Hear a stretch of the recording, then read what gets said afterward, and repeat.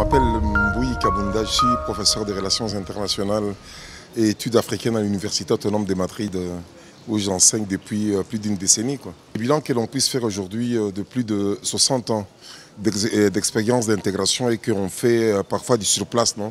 Il est vrai qu'il y a des cas de succès, comme le cas de la CEDEAO, la communauté économique des États de l'Afrique occidentale, qui s'est dotée d'un passeport commun et qui prétend créer une monnaie commune.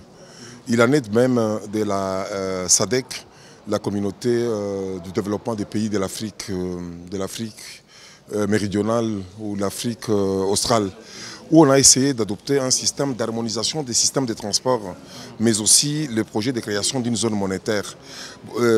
Aussi en Afrique orientale, avec la communauté économique de cette partie du continent, non, où on essaye d'harmoniser aussi les politiques de développement. Mais d'une façon générale, je pense que l'intégration régionale, qui est un phénomène incontournable pour le continent africain, puisqu'aucun pays africain ne peut prétendre se développer d'une façon isolée ou solitaire. Donc il faut mettre en commun toutes nos ressources, tous nos efforts pour pouvoir se développer. Mais les bilans que l'on puisse faire aujourd'hui est vraiment, comme je disais au début, mitigé, parce qu'on a adopté un modèle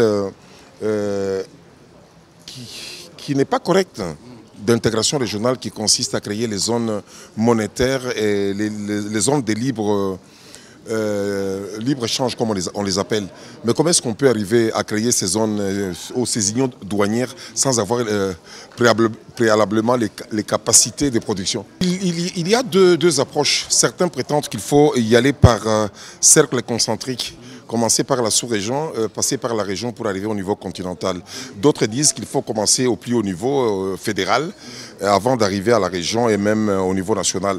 Mais moi, je pense que les deux approches sont complémentaires. Mais fondamentalement, pour moi, c'est un problème de survie.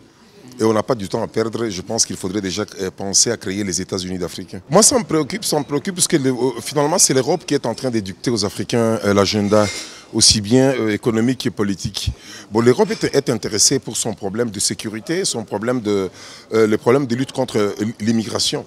Raison pour laquelle ils essayent d'associer les Africains pour qu'ils puissent lutter contre ces fléaux.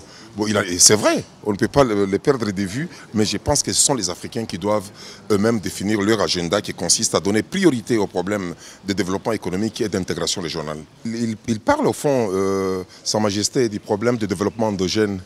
L'Afrique doit se prendre en charge. Et nous avions commis une très grave erreur qui explique que nous faisons même une marche à reculons, parce que nous avons trop compté avec les facteurs externes. Les cas de l'aide au développement, les cas de la dette extérieure. Comme disait le professeur Joseph Kizerbo, dormir sur la natte des autres, ce n'est pas dormir. L'Afrique doit compter avec ses propres fils et ses propres efforts internes. Merci beaucoup, professeur. Merci, je vous en prie.